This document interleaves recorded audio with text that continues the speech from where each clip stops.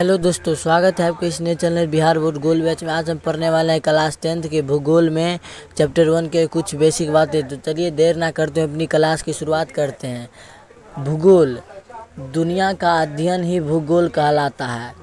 ये संसार है, जो दुनिया है उसके बारे में जानना, स्टडी करना, गहनता से जानना, गहराई से जानना ही दुनिया से संबंधित जितनी बातें हैं, जैसे अंतरिक्ष से संबंधित, खगोलीय पिंड, ये सभी से संबंधित जितने भी बातें हैं क्या कहलाते हैं? इनका अध्ययन ही भूगोल कहलाता है। भूगोल अर्थात दुनिया का अध्ययन ही भूगोल कहलाता है। दुनिया का अध्ययन ही भूगोल कहलाता है।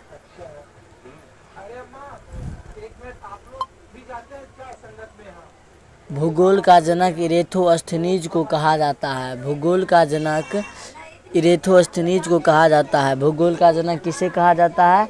तो भूगोल का जनक इरेथोस्थनीज को कहा जाता है। अगला है, सर्वप्रथम भूगोल शब्द का प्रयोग इरेथोस्थनीज एक ग्रीक विद्वान 276 ईस्वी से 194 ईसा पूर्व ने किया। कह रहा है कि भूगोल शब्द का प्रयोग, जो भूगोल शब्द है उसका प्रयोग सबसे पहले किस वैज्ञानिक ने किया था? इरेथोस्थनीज। इरेथोस्थनीज ने किया था। भूगोल शब्द का प्रयोग सर्वप्रथम इरेथोस्थनीज ने किया था। इरेथोस्थनीज कहाँ का वैज्ञानिक है? इरेथोस्थनीज ग्रीक विद्वान है। कहाँ का है? ग्रीक का वैज्ञानिक है। इरेथोस्थनीज ग्रीक का वैज्ञानिक है। इरेथोस्थनीज का जन्म 276 ईसा पूर्व हुआ था। इरेथोस्थनीज का जन्म 276 ईसा पूर्व हुआ था। इरेथोस्थनीज का जन्म 276 ईसा पूर्व हुआ था और इसकी मृत्यु 194 ईसा पूर्व हो गई। इसकी मृत्यु 194 ईसा पूर्व हो गई। इरेथोस्थनीज का जन्म 276 ईसा पूर्व और इसकी मृत्यु 194 ईसा पूर्व हुई।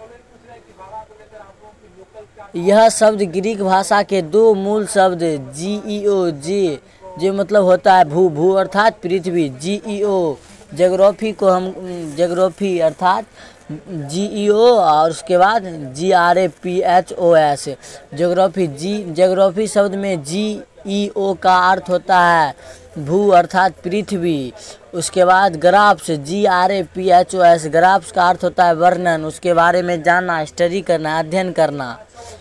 यह शब्द ग्रीक भाषा के दो मूल शब्द भू जे और ग्राफी से बना है, जिसमें जे का अर्थ होता है पृथ्वी, भू और ग्राफ्स का अर्थ होता है वर्णन। दोनों को एक साथ रखने पर इसका अर्थ बनता है पृथ्वी का वर्णन। अर्थात जी और ग्राफ्स को एक साथ रखने पर इसका अर्थ क्या बनता है? जी मतलब पृथ्वी, ग्राफ्स मतलब वर्णन। दोनों को एक साथ रखने पर इसका अर्थ बनता है पृथ्वी का वर्णन।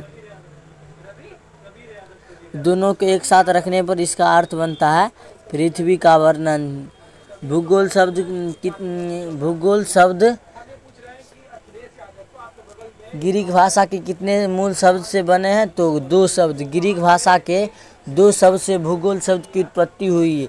भू प्लस गोल, भूगोल। ज्योग्राफी अर्थात इसको इंग्लिश में ग्रीक शब्द में ज्योग्राफी कहते हैं, जिसमें जे का अर्थ होता है पृथ्वी, ग्राफ्स का अर्थ होता है वर्णन। ये दोनों को एक साथ रखने पर इसका अर्थ बनता है पृथ्वी का वर्णन। अगला है, संसाधन। वे वस्तुएं जो मानवीय आवश्यकताओं की पूर्ति करने की क्षमता रखती हो संसाधन कहलाता है। कहा गया वैसी वस्तुएं, दुनिया में बहुत सारे पदार्थ हैं, वस्तुएं हैं जो हमारे लिए उपयोगी हैं। जो वस्तुएं हमारे लिए उपयोगी हैं, जो हमारी आवश्यकता की पूर्ति कर सकते हैं, जो हमारी आवश्यकताओं की पूर्ति कर सकते हैं, संसाधन कहलाते हैं। जैसे गाड़ी से क्या होता है? हम कहीं जाते हैं तो इससे हमारी आवश्यकताओं की पूर्ति होती है, जो हमारी मदद होती है गाड़ी से ना। तो ये संसाधन हो गए। दुनिया में तमाम वस्तुएं जो मानवीय आवश्यकताओं की पूर्ति कर सकती हो, पूर्ति करने की क्षमता रखती हो, गए होंगे। इधर उधर जितने भी वस्तु हम देखते हैं जो हमारे लिए उपयोगी हो, जो वस्तु हमारे लिए उपयोगी है वे संसाधन हो गए। जैसे हो गया किताब, कॉपी, कलम, ये सभी हमारे लिए उपयोगी है, तो ये क्या है? संसाधन है। लकड़ी, पेड़ पौधे, गाय भैंस, ये सभी क्या है? संसाधन है। टीवी, मोबाइल, मोबाइल भी क्या है, एक संसाधन है। अगला है संसाधन या तो जैविक हो सकते हैं या तो भौतिक। संसाधन दुनिया में जितने भी प्रकार के संसाधन हैं, जितने भी संसाधन हैं, या तो वे भौतिक हो सकते हैं या तो जैविक, या तो वे भौतिक होंगे या तो जैविक। आप लोग कॉपी कलम लेकर लिखते चलिएगा। जैविक संसाधन में पेड़ पौधा से संबंधित, जीव जंतु से संबंधित आती है। जो सजीव हो, अर्थात जो सजीव हो वही जैविक संसाधन हो सकते हैं, पेड़ पौधा। और भौतिक, भौतिक जो निर्जीव हो, निर्जीव वस्तुएं ही क्या भौतिक हो सकते हैं।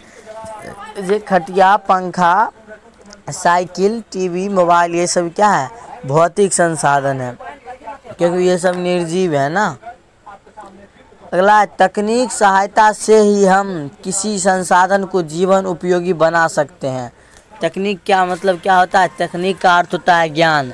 तकनीक का अर्थ होता है ज्ञान या प्रौद्योगिकी। प्रौद्योगिकी, तकनीक एवं ज्ञान तीनों एक ही शब्द हैं। प्रौद्योगिकी, ज्ञान एवं तकनीक तीनों एक ही शब्द हैं। तकनीक की सहायता से अर्थात ज्ञान के सहायता से, बुद्धि के सहायता से, हमारे पास जो दिमाग है उसकी सहायता से हम किसी भी संसाधन को अपने जीवन के लिए, जीवन में उपयोगी बना सकते हैं।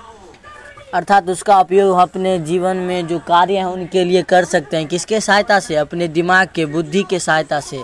ये सभी VVI ऑब्जेक्टिव क्वेश्चन है, बेसिक बातें। किसकी सहायता से हम किसी संसाधन को जीवन उपयोगी बना सकते हैं पूछ सकता है, तो इसका आंसर हो जाएगा तकनीक के। तकनीक के सहायता से हम किसी भी संसाधन को जीवन उपयोगी बना सकते हैं। अरण्य का मतलब जंगल होता है। अरण्य, पुराने समय में जंगल को क्या कहा जाता था, अरण्य। अरण्य का मतलब क्या होता है, जंगल। अरण्य का मतलब जंगल होता है। कोयला, पेट्रोलियम एवं अन्य सभी खनिज या सभी खनिज नवीकरणीय संसाधन नहीं है। ये टाइपिंग गलत हो गया है। कोयला, पेट्रोलियम एवं अन्य सभी खनिज, जितने भी खनिज हैं वो सभी अनवीकरणीय संसाधन है, बल्कि नवीकरणीय संसाधन नहीं है। वह अनवीकरणीय संसाधन कोयला, पेट्रोलियम एवं खनिज, जितने भी खनिज आते हैं जैसे डीजल, पेट्रोल, ये सभी क्या है, अनवीकरणीय संसाधन है। कोयला, पेट्रोलियम एवं अन्य सभी खनिज अनवीकरणीय संसाधन है। कोयला के निर्माण में लाखों वर्ष लग जाता है। जो कोयला है उसका निर्माण में लाखों वर्ष लग जाता है।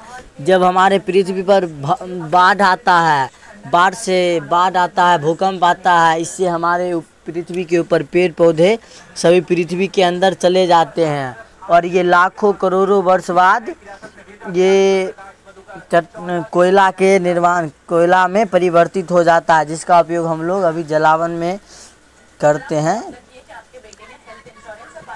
आदि मानव में ज्ञान का अभाव था। पुराने समय में जो आदि मानव थे उनमें क्या था, ज्ञान का अभाव था। उनके पास ज़्यादा दिमाग, बुद्धि नहीं था, अकल नहीं था, ज्ञान कम था, उसके पास अभाव था, बहुत ही कम था आदि मानव में। कौन मानव में, आदि मानव में ज्ञान का अभाव था। जिमरमैन ने कहा था संसाधन होते नहीं बनते हैं। ये बहुत VVI क्वेश्चन है। जिमरमैन ने कहा था संसाधन होते नहीं बनते हैं। पूछ सकता है किसने कहा था संसाधन होते नहीं बनते हैं, तो किसने, जिमरमैन ने क्या कहा था, संसाधन होते नहीं बनते हैं। जिमरमैन ने कहा था संसाधन होते नहीं बनते हैं। जिमरमैन ने कहा था संसाधन होते नहीं बनते हैं, संसाधन होते नहीं बनते हैं। किसने कहा था, तो जिमरमैन ने। सेवा को भी संसाधन माना गया है। सेवा को भी क्या माना गया है, संसाधन माना गया। जो हम किसी की सेवा कर रहे हैं, किसी की मदद कर रहे हैं, रास्ते में कोई गरीब भिखारी है, उसको हम 5 रुपया 10 रुपया दे दे तो क्या हुआ, वह सेवा की हम उसको भी क्या माना गया है, संसाधन माना गया है। सेवा को भी संसाधन माना गया है। मानव एक संसाधन, मानव स्वयं भी एक संसाधन है। मानव स्वयं भी एक मानव भी क्या है, एक संसाधन है। मानव भी एक संसाधन है, क्योंकि मानव हमारे इस संसार में मानव सभी कामों को करते हैं ना। कहीं जाना होगा, मानव के पास बुद्धि है, वह बुद्धि से किसी भी काम को सरल बना सकते हैं। इसलिए मानव को भी क्या माना गया है, संसाधन माना गया है। ज्ञान, तकनीक, प्रौद्योगिकी तीनों एक ही शब्द हैं।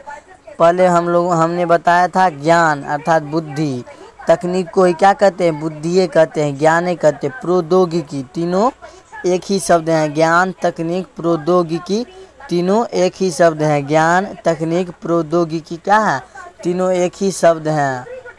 किसी भी देश का संसाधन, जो कोई भी देश है, हमारे इस दुनिया में कितने देश हैं, लगभग 195 प्लस देश हैं ना, 195 प्लस देश हैं। उस सभी देशों में संसाधन को क्या माना गया, आर्थिक अर्थात रुपया पैसा के मामले में, सामाजिक समाज के मामले में, मेरुदंड अर्थात उसका बहुत बेहतरीन भाग, महत्वपूर्ण भाग, मेरुदंड मतलब उसके बिना कुछ हो नहीं सकता, उस प्रकार कठोर भाग है नहीं। संसाधन बहुत महत्वपूर्ण वस्तु है, इसकी बचत करनी चाहिए हम लोगों को। हम लोग वर्ष में एक व्यक्ति एक वर्ष में क्या 2 पेड़ लगाएंगे। हर व्यक्ति एक वर्ष में कितने पेड़ लगाएंगे, 2 पेड़ लगाएंगे। किसी भी देश का संसाधन आर्थिक सामाजिक मेरुदंड होता है। जो हम जिस देश में रह रहे हैं उन देश का संसाधन क्या है, आर्थिक सामाजिक मेरुदंड है। डॉल्फिन जीव सिर्फ भारत में पाए जाते हैं। ये अनोखी बातें हैं। डॉल्फिन जीव मछली हैं, पानी में रहने वाले, ये सिर्फ कहाँ पाए जाते हैं, भारत देश में ही डॉल्फिन जीव पाए जाते हैं और किसी देश में नहीं पाए जाते हैं। जो हमारे इस दुनिया में संसार में 195 प्लस देश हैं, उन सभी देशों में सिर्फ भारत में क्या पाए जाते हैं, डॉल्फिन मछली है, डॉल्फिन जीव पाए जाते हैं। हमारे भारत देश में सिर्फ डॉल्फिन जीव पाए जाते हैं। डॉल्फिन जीव कहाँ पाए जाते हैं, सिर्फ भारत देश में पाए जाते हैं। संसाधन विपन्न राष्ट्र, संसाधन विपन्न देश अंतर्राष्ट्रीय दौर में पिछड़े जाते हैं। जिनमें संसाधन की कमी है, जिनमें संसाधन नहीं है। जापान भी क्या है, जापान भी प्राकृतिक संसाधनों में अत्यंत विपन्न है। जिनमें संसाधन नहीं है, जिस देश में संसाधन की कमी है, वह अंतर्राष्ट्रीय दौर क्या है, जब बहुत 1 से 20 प्लस बहुत सारे देश इकट्ठा होते हैं एक जगह, तो वही अंतर्राष्ट्रीय होता है। जहाँ पर राष्ट्रों का समूह हो, जहाँ बहुत सारे राष्ट्र एक जगह हो, संगठन होता है, कहीं भी एक संगठन होता है, वही होता है अंतर्राष्ट्रीय। अंतर्राष्ट्रीय मतलब पूरा विश्व में इसका छोटा टुकड़ा जुड़ा होता है। सब देशों से ये जुड़े होते हैं। अंतर्राष्ट्रीय मतलब एक संगठन है। अंतर्राष्ट्रीय मतलब सभी देशों का, एक देशों का नहीं, सभी देशों का। जिस देश में संसाधन की कमी है, वह अंतर्राष्ट्रीय दौर में, जब अंतर्राष्ट्रीय सम्मेलन होता है, जब सभी का टकराव होता है, तो उस दौर में, अंतर्राष्ट्रीय दौर में सभी देशों की तुलना में क्या होते हैं, जिस देश में संसाधन है तो वो पिछड़े होते हैं, कम होते हैं। अंतर्राष्ट्रीय मतलब जब अंतर्राष्ट्रीय सभी देश एक जगह इकट्ठे होते हैं, उन सभी में कंपटीशन होता है, तो जिस देश में संसाधन की कमी है वो पिछड़े होते हैं। जापान भी प्राकृतिक संसाधनों से अत्यंत विपन्न है। जापान राष्ट्र प्राकृतिक संसाधनों में अत्यंत विपन्न है। जो जापान राष्ट्र है, जापान देश है, उसमें प्राकृतिक संसाधन की कमी है, पेड़ पौधे की कमी है, जो हमारे प्रकृति द्वारा प्राप्त हुआ है उसकी कमी है जापान देश में। जापान देश में मानव संसाधन की तकनीकी दृष्टि अत्यंत प्रबल है। जापान जो देश है, जापान राष्ट्र है, उसमें जो मानव है, मानव को भी क्या माना गया है, संसाधन माना गया है। हमने बताया था ना, जो जापान देश है उनमें मानव संसाधन है, मानव स्वयं भी संसाधन है। मानव की तकनीकी दृष्टि, दिमागी दृष्टि, बुद्धि अत्यंत ही कठोर है, बहुत ही ज़्यादा है। जापान में मनुष्य की बुद्धि बहुत ही ज़्यादा है, इसलिए वह देश अभी विकसित देशों की श्रेणी में आ रहा है। क्यों, इसमें प्राकृतिक संसाधन से विपन्न होते हुए भी यह विकसित देशों की श्रेणी में आ रहा है। क्योंकि इसमें मानव की तकनीकी दृष्टि जो है अत्यंत प्रबल है। जापान की राजधानी टोक्यो है। जापान की राजधानी कहाँ है, जापान की राजधानी टोक्यो है। मानव ही संसाधन के बीच नियंत्रण करता है। मानव ही संसाधनों के बीच क्या करता है, नियंत्रण। जो संसाधन का खपत भी कौन कर सकता है, आवश्यकता के अधिक, अभी जितना हमें आवश्यकता है, पानी क्या है, जल। अभी हम लोग को 1 बाल्टी जल की ज़रूरत होती है तो क्या बहुत ज़्यादा ही जल का उपयोग कर लेते हैं। इसलिए कहा गया मानव जो है हम लोग ही संसाधन की बचत ही कर सकते हैं और ज़्यादा से ज़्यादा खपत भी कर सकते हैं।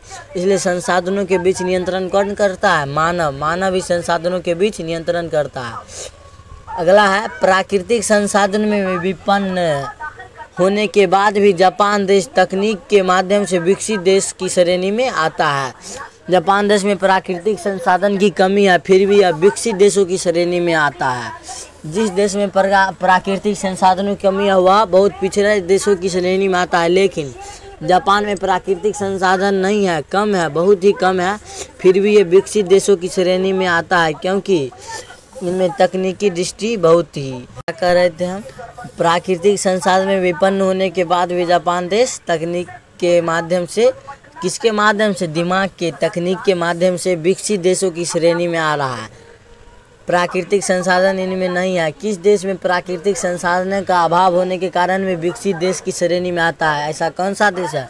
तो जापान देश है। जापान देश प्राकृतिक संसाधन में विपन्न होने के बाद भी विकसित देशों की श्रेणी में आ रहा है। अगला है संसाधनों का वर्गीकरण। संसाधन के वर्गीकरण है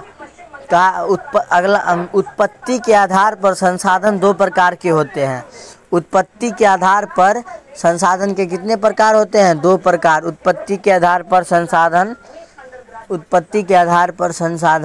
2 प्रकार के होते हैं। उत्पत्ति के आधार पर संसाधन 2 प्रकार के होते हैं। पहला है जैव संसाधन, दूसरा है अजैव संसाधन। उत्पत्ति के आधार पर संसाधन 2 प्रकार के होते हैं। पहला जैव संसाधन, दूसरा अजैव संसाधन। तो चलिए जैव संसाधन को देखते हैं। जैव संसाधन वैसा संसाधन जिनकी प्राप्ति जैव मंडल से हो, वैसे संसाधन को जैव संसाधन कहा गया जिसकी प्राप्ति जैव मंडल से हो। किससे? जैव मंडल अर्थात जीव जंतु, पेड़ पौधे, ये सभी जैव पृथ्वी के जैव मंडल है। जैव मंडल अर्थात भूमि ही जैव मंडल है। तथा जिनमें सजीवों के सारे गुण मौजूद हो, जैव संसाधन कहलाता है। वैसा संसाधन जिसकी प्राप्ति जैव मंडल से हो अर्थात भूमि से हो, धरती से हो, और जिनमें सजीव के सारे गुण मौजूद हो। सजीव के कौन कौन से गुण हैं? यह एक स्थान से दूसरे स्थान तक चल सकते हैं, ये अपने जैसे संतान को जन्म दे सकते हैं। ऐसे और भी सजीव के गुण हैं। जो सजीव हो, सजीव बोल भी सकते हैं, नहीं, जो वैसा संसाधन जिनकी प्राप्ति किससे हो? जैव मंडल से, और जिनमें सजीव के सारे गुण मौजूद हो, जैव संसाधन कहलाता है। वैसा संसाधन जिनकी प्राप्ति जैव मंडल से हो, किससे हो? जैव मंडल से, तथा जिनमें सजीव के सारे गुण मौजूद होते हैं, जैव संसाधन कहलाते हैं। जैव संसाधन किसे कहा जाता है? वैसा संसाधन जिनकी प्राप्ति जैव मंडल से हो तथा जिनमें सजीव के सारे गुण मौजूद हो, जैव संसाधन कहलाते हैं। जैव संसाधन में आता है मनुष्य, मत्स्य, वनस्पति, पशुधन एवं अन्य प्राणी समुदाय। जितने भी जीव जंतु हैं सभी क्या है? जैव हैं, जैव संसाधन है। जितने भी जीव जंतु हैं क्या है? जैव संसाधन है। मनुष्य भी जैव संसाधन है। वनस्पति, मत्स्य, पशु, पेड़ पौधे, ये सभी क्या है? जैव संसाधन है। नहीं, चलिए अगला है अजैव संसाधन। निर्जीव वस्तुओं के समूह को क्या कहते हैं? अजैव संसाधन कहते हैं। जो निर्जीव वस्तुएं हैं, जितने भी निर्जीव पृथ्वी पर जितने भी निर्जीव वस्तुएं हैं, जो ना बोल सकते हैं, ना एक स्थान से दूसरे स्थान तक चल सकते हैं, जहाँ पर उसको रख दे वैसे ही पड़ल रहता है, वो क्या है? वो निर्जीव है। जैसे में हो गया एक घर के जोड़ देते हैं तो चलता है? नहीं चलता है, अकेले जगह रहता है। वैसे वो निर्जीव है। निर्जीव वस्तुओं के समूह को क्या कहते हैं? अजैव संसाधन कहते हैं। जैसे चट्टानें, धातु, खनिज लवण, ये सभी क्या है? अजैव संसाधन है। चट्टानें, धातु एवं खनिज लवण क्या है? अजैव संसाधन है। अगला है उपयोगिता के आधार पर संसाधन 2 प्रकार के होते हैं। उपयोगिता के आधार पर संसाधन 2 प्रकार के होते हैं। पहला नवीकरणीय, दूसरा अनवीकरणीय। तो इसको अगले वीडियो में देखते हैं। तो ऐसे वीडियो पाने के लिए इस चैनल को लाइक करें, सब्सक्राइब करें और बेल आइकन को प्रेस करें ताकि आपका ये वीडियो सबसे पहले आप